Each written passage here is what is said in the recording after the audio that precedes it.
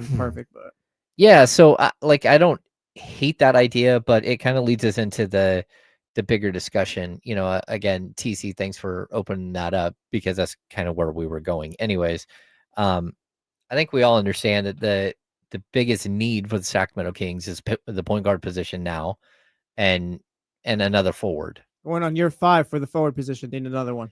Yeah, it just keeps dragging out, You're right? number 5, you're number 6, whatever you want to call it. Still waiting on it. Like even when you had Keegan Murray and Harrison Barnes, you still needed another two. Well, yeah, it was the point. It was like you only have Harrison Barnes, or you only have these guys. Yeah, Literally no one else to fill in behind. even when you went out and got Sasha Vezenkov, who was listed at 6'9", but was really 6'6", like that was a problem too. Like you did not go get more length and athleticism when you brought in Trey Lyles. You did not get more length and more athleticism.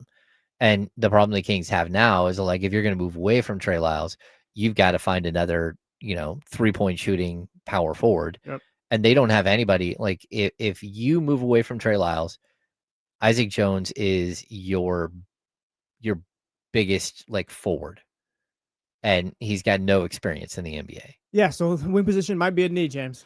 Yeah, it's probably a position of need. So we went through and like we have with all the other guys, we started looking at what exactly is available. The Kings have their own their own free agents. They've got Trey Lyles, they've got Jake LaRavia, they've got Jake Crowder and Doug McDermott. To be honest with you, I think it's a possibility Jake LaRavia comes back. I'm not going to pin a ton of hope to that. And it's not because of the money. It's because like Jake LaRavia is an unrestricted free agent, which means that if he's offered $5 million by the Kings and $5 million from, let's say, the Dallas Mavericks, you would take the $5 million from Dallas because the state of California takes an additional 10% of your money. Yeah. Right. So you're just losing $500,000 right off the bat.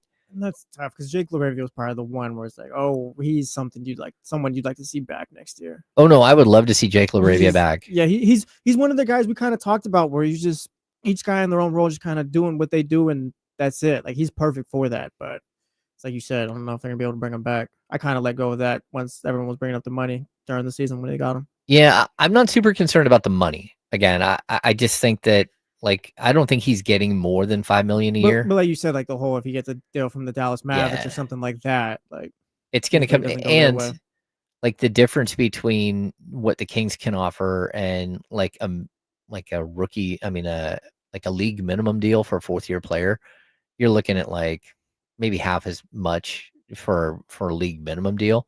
And there's also like the biannual exception. Some team could throw the $5 million biannual exception at him and be able to steal him away. So I'm not convinced that the Kings are going to be able to bring him back, but we'll see.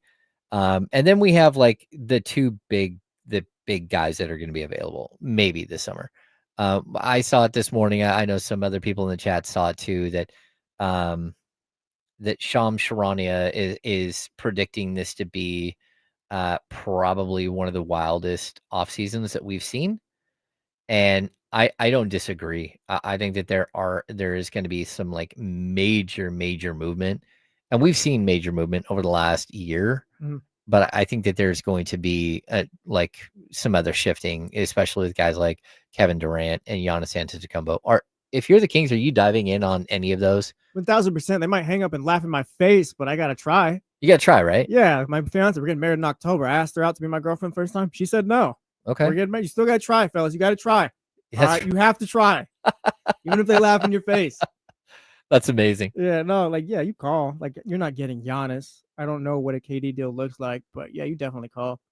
Okay, I mean, I just don't even know what a trade for Giannis would. I mean, it would be like 5 first-round picks, including all 5 as unprotected picks, maybe a couple of pick swaps, and then matching salary. And you could match salary. I could find a way like DeMar and Valanciunas and Devin Carter, where you match salary, or you give up DeMar and Malik Monk, and you've got your salary match. But all those picks, and then on top of that, what is somebody else going to offer?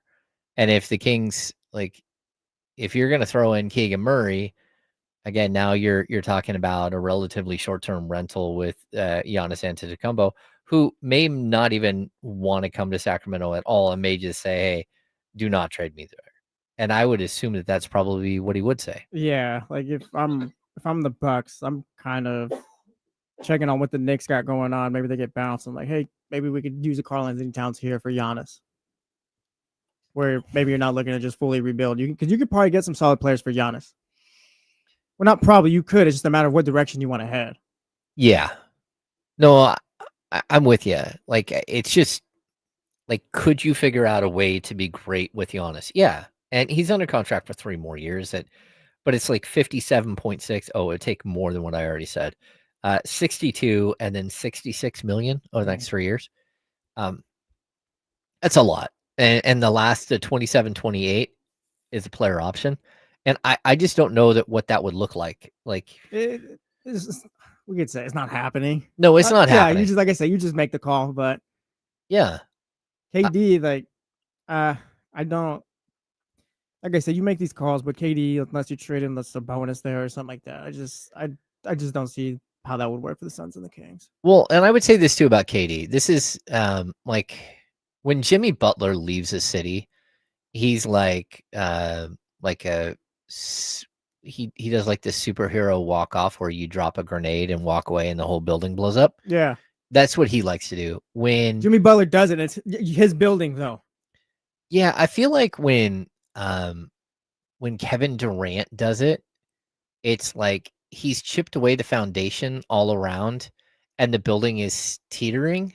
And so when he walks away, the whole thing just kind of falls over, but it's because to acquire him, Yeah, you had to give up so much. And then to try to build a team around him, you had to give up more. And then next thing you know, you have nothing to put around them. And so I don't. Well, going for Bradley Beal felt like a mistake. Like KD. Well, that was a horrible decision. Yeah, like KD and Devin Booker, like we can build around that, but then you just kind of tanked it once you traded for Bradley Beal. Yep. It was like, all right, we're not gonna play with the point guard. One of these guys will have the basketball, so we'll figure it out. Like, no, it's not gonna work. Yep. But okay, so I'm gonna dive into some other options because there's a name on here that intrigues me, James. Okay, so the unrestricted free agents, Naz Reid is got a $15 million player option. Yeah. Naz Reid has played himself into a position where he almost has to pick up his own option. Yeah, it's not been great. Like, he has been so ineffective in the playoffs, especially in this last round, that I would worry for if I'm Naz Reid's agent that $15 million mark just got a little crazy. Yeah, we're gonna pick up that option and figure it out next season.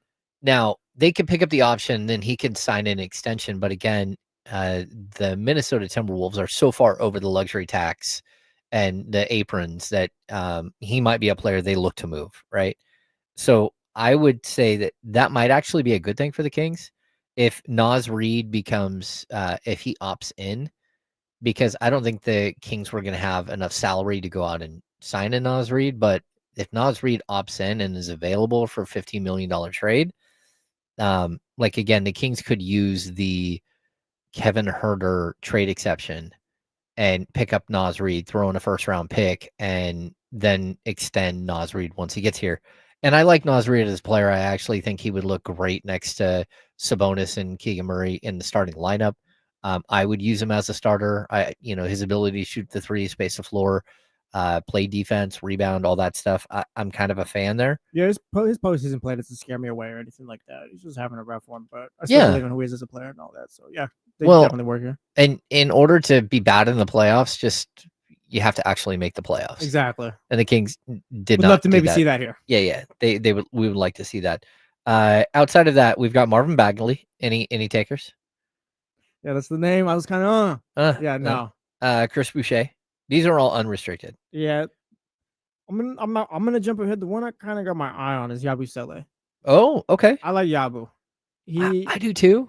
Yeah, he went back to Europe for a bit after a stint with the Celtics, came back with the Sixers. His game is a little bit more refined. He's a much better NBA player now than he was when he first came in. Yeah, he was so good in the Olympics, and then it did really translate. I would take him too. He's kind of more of an undersized 5 than he is a 4, but yeah. If you're going to lose Trey Lyles and you could go out and get a player like this that at least can beat up people, I'm in. Yeah, he's not like he's a physical player. Yep. I like Jayshawn Tate, but he's way older than you think, and he realistically he's going to be like a league minimum guy. Mm. I like Torian Prince. Yeah, Prince is also a good one. Yeah. Yabusele is the one I got my eye on though. If Okay. they were to bring him in, And of then course bring him off the bench and all that, but he's a decent player. the sneaky one is Kai Jones. Like Kai Jones, like if you're going to take a flyer on a league minimum deal for a guy who's a little wacky, needs some direction, but can play defense and can play the dunker spot, that's one guy I would look at. And then the restricted free agents, this is where things kind of get weird, like because the Kuminga situation is going to keep coming up, like, and I think he's not a Steve Kerr guy. We know that much. Yeah, but I also look at his game and there's a reason why he doesn't fit in Golden State, and it's because his game is more DeMar DeRozan than Golden State wants. Yeah, he's a great player. He just doesn't fit on the Warriors the way I see it. Like the way Steve Kerr wants to play, I think just Kuminga doesn't fit that. I think he'd be a solid player here though. I don't know that he'd fit here either. You don't think so? No, I mean I think he'd put up points, but I don't know that it would equate to winning. I got you. So I would love to see him in a different spot. Maybe it's not here, but I'll buy some Jonathan Kuminga stock still. I would like to see him go to like the Miami Heat, where again the game is different, but also like they can bring him along and get him to buy in a different way. I don't think he's ever bought in fully to what's going on in Golden State. Yeah. Let's see. We've got Zaire Williams. Me. I was literally gonna make the same noise right now. Yeah. Isaiah Jackson, who's coming off an injury. I don't hate the Isaiah Jackson idea. Yeah. Santi Aldama seems cool on this list. Santi Aldama is my guy. Yeah. And then I want to know if Quentin Grimes can play the three. Like he's not a point guard, but like he is a guy who has a ton of talent, and I think he's 6'6", physical. I would look at him and go, okay, if you can play the three, could you go, a 2-3? Yeah. He's more of an offensive version. There's also, I think unrestricted also is Brown. I'm drawing a blank. Used to play for Bruce. Yeah, Bruce Brown. Jabari Walker, TJ Thor. There's not a lot of guys that like stand out. Santi Aldama is one that I'm like, okay, but he's restricted, and I don't think Memphis is going to give him up. Yeah, and these are all guys too where like looking at the list of these players, like besides Nas Reed and I guess Kuminga, like these are all guys that you kind of help round out your bench. Yeah, like the Kings are still gonna have to look in the trade market, and I don't know if they'll trade into the first or anything like that, but you're gonna have to be creative adding to this roster, definitely. I'm not trading into this first round. No, if I'm the Kings, first of all, I think it'd be too expensive. Secondly, I don't think that this draft is good up top, especially. You're not going to get to where you need to be to get some real impact on.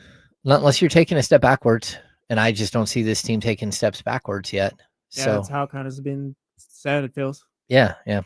Okay, we're going to step aside. When we come back, we got the handoff. I don't know who's going to join us, either D'Lo or KC, from D'Lo and KC. But we'll invite them in to sit in the third chair here. I'm James Ham. He's Just Tapia. We got Joe behind the glass. We're the Insiders on ESPN 1320. Brought to you by Jiffy Lube, and we'll see you in just a minute.